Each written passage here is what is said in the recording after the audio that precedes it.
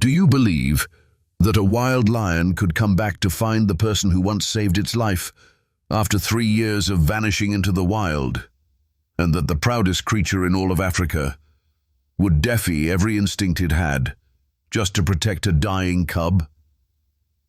The story I'm about to tell you took place in the Makulu Wildlife Reserve, a land where life and death are separated by just a single breath. It was here that a bond between human and beast was tested by time, by loss, and by an unspeakable act of gratitude. My dear friend, stay right there and listen closely to this heart-wrenching tale. It will take from you more than just tears. It will leave you thinking, long after my story ends. Africa woke up beneath a thin veil of mist. But something in the wind today whispered that this was no ordinary morning. The first light of dawn spilled gently across the Makulu savannah. The ground was still damp with night's dew. Red-billed birds chirped sharply in the tall, aging acacia trees, and herds of antelope grazed quietly in the golden, honey-like light. All of nature seemed to take one long, deep breath, ready to begin a new day. But Emma, the chief ranger of the reserve, felt it. Something wasn't right. She stopped, waist deep in the tall grass. No alarm from the radio, no signs of a predator hunt. And yet, something else crept in, soft and unsettling, between the usual rhythm of the wild, intuition. And for Emma, that intuition had never been wrong. She adjusted her hat, pushed aside the grass, and stepped off the usual patrol path. Her boots landed on freshly disturbed earth. Tracks, big clawed tracks, lion tracks. But only one set, no pride. That was strange. Suddenly, through the drifting mist, a shaky yellow figure emerged. A lioness, skinny, trembling, walking as if carrying the weight of the world on her back. Emma dropped to her knees, hiding behind a bush, binoculars in hand. The lioness was approaching, closer and closer. In her mouth, something small hung limply. A cub? Emma held her breath. The lioness stopped. Her eyes locked onto Emma's. No growl, no threat, just a gaze, heavy with despair. And then she collapsed, just a few paces away. She gently laid the tiny creature down on the earth and let out a low, broken whimper, as if begging for something. Emma stepped out from behind the bush, her hands slowly raised. She stared deep into the eyes of the wild beast, torn apart by pain, and in that fleeting moment, the boundary between human and wild simply vanished. And then, in that brief, fragile instant, Emma understood. She had only minutes, maybe seconds, to save a life. But could she make it in time? And what had really happened to that little lion cub? She rushed forward, dropping to her knees beside the tiny creature lying motionless in the damp grass. Breath. Barely there. That small body was limp, soaked in blood around the belly, and across its soft fur were fresh scratches and bite marks, clear signs of an attack by hyenas.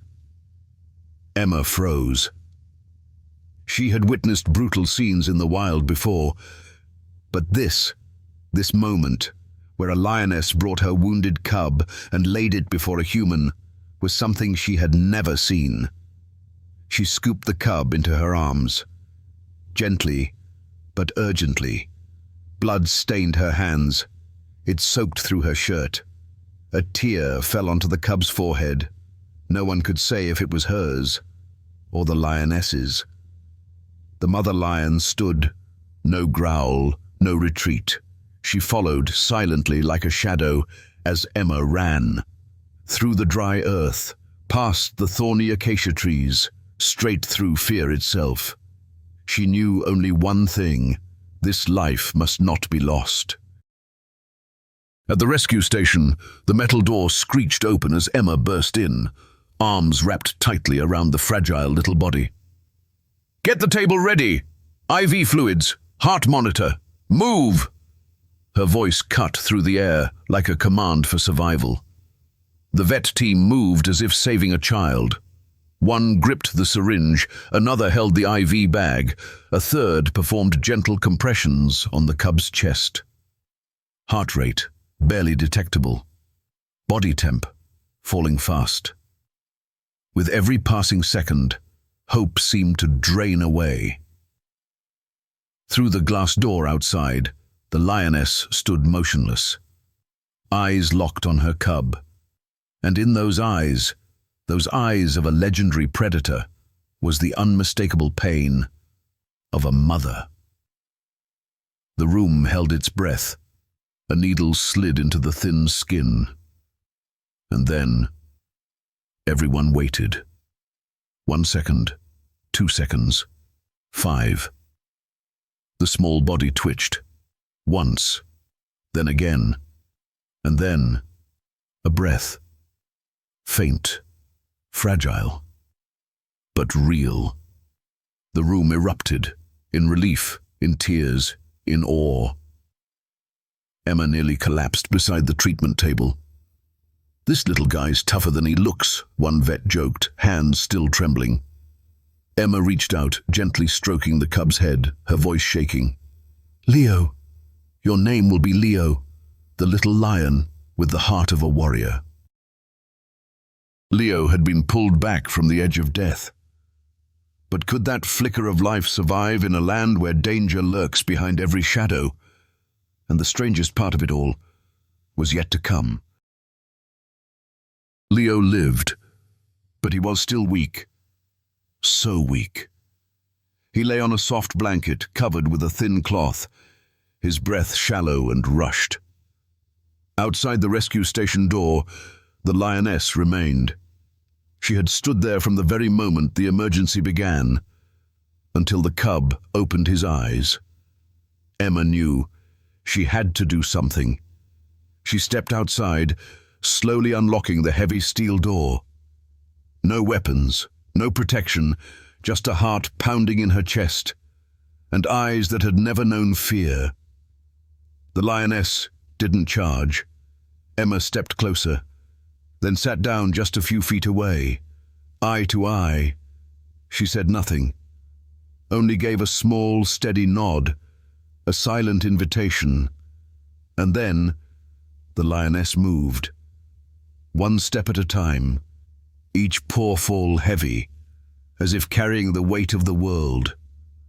Her head bowed low, her nose gently touched Emma's shoulder, and then she licked her cheek. No one in the rescue team could believe their eyes. One of Africa's fiercest predators had just shown tenderness, gratitude. In that moment, Emma wasn't a ranger. She was a human chosen by nature to give life back to the wild. In the weeks that followed, Leo slowly recovered.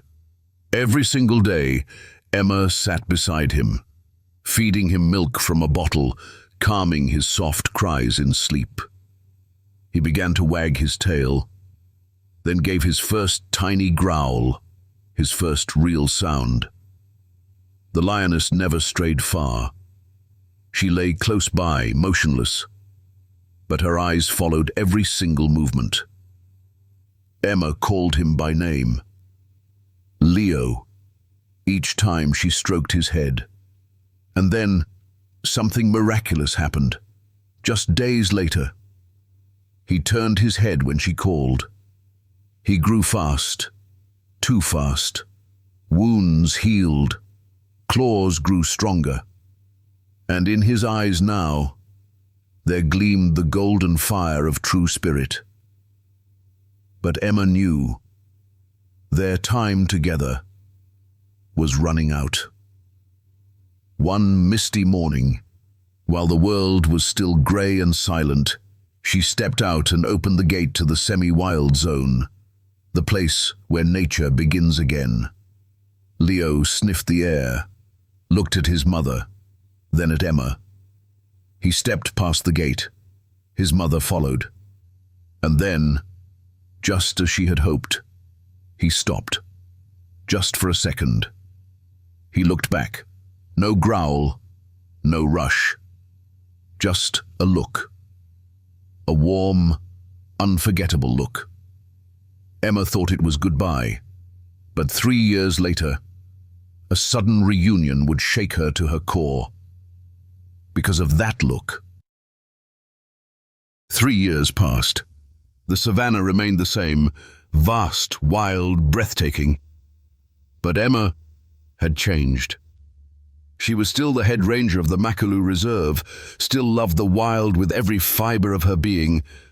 But now her patrols were quieter. No tiny paw steps beside her, no watchful eyes trailing behind. Still, Leo never left her thoughts. Not for a single day. Then came a fateful morning. Emma was patrolling alone in the southern region, an area she rarely visited. Thick mist still hugged the earth. Even the birds hadn't begun their morning calls. Suddenly the radio in her pocket crackled and fell silent. She stopped. The air grew heavy. Something was watching her. She turned her head. Across the clearing, from behind a dense bush, a massive male lion stepped out.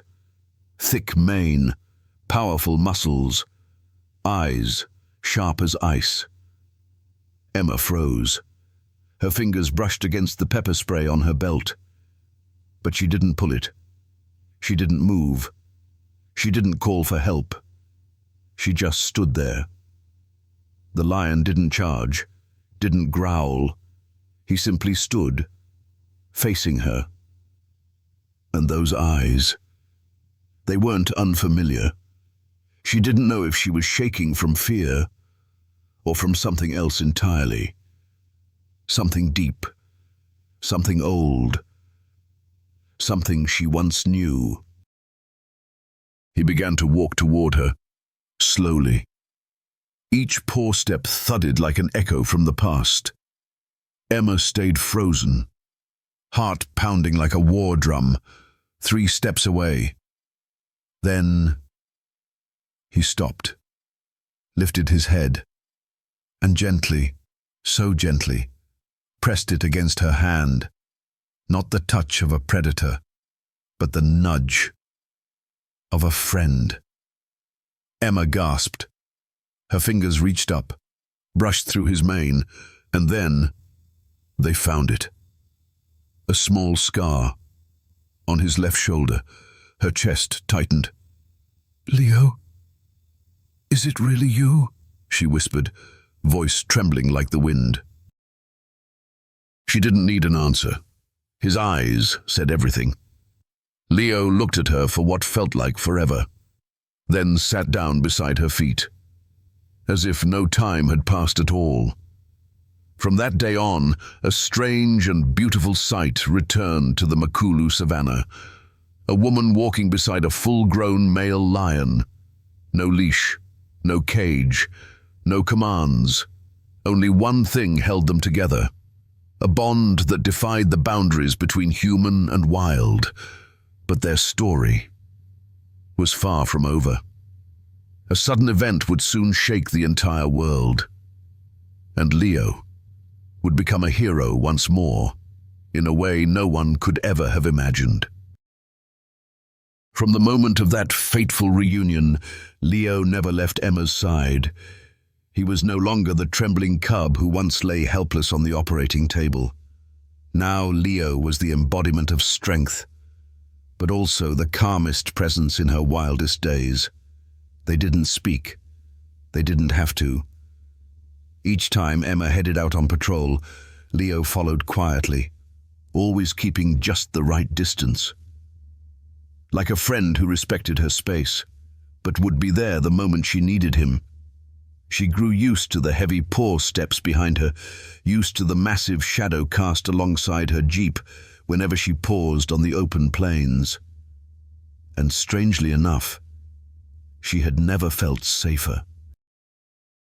Then came the heat-drenched afternoon, when everything changed. Emma was checking a new camera trap, her back turned to the bush, ears covered with headphones. She heard nothing, until a sudden whistle through the air. A full-grown hyena, larger than average, sprinted from the left, jaws bared, flying toward her like an arrow. It all happened in an instant. Emma didn't have time to react, but Leo did. From behind, he launched forward like a storm, a perfect leap, a thunderous roar. The hyena was slammed to the ground, thrown sideways, and ran without daring to look back. Emma collapsed, breathless, staring at Leo as he turned around and slowly approached her. No anger, no growl. He just sat beside her and gently licked her hand, as if to say, "You're safe now, I'm still here." And then someone saw it. A group of wildlife photographers filming a documentary about Makulu had caught the entire moment through a 400mm lens. Within days, the photo titled "The Ranger Protected by a Lion" spread like wildfire. Millions of shares. Major news outlets picked it up. From BBC, National Geographic, even Hollywood documentary studios came calling. Emma became a symbol. But she only smiled and said, "I didn't do anything heroic. I'm just someone who was once trusted by a lioness, and now remembered by her son." Yet fame was never what mattered most to her. What did? Were the quiet, windless afternoons when she and Leo would lie beneath the old tree. She'd read her books. Leo would rest his head in her lap, eyes half closed, tail gently tapping the ground, like a giant, sleepy cat. No audience, no cameras, just two lives, moving side by side. One human, and one wild soul once saved, now forever connected.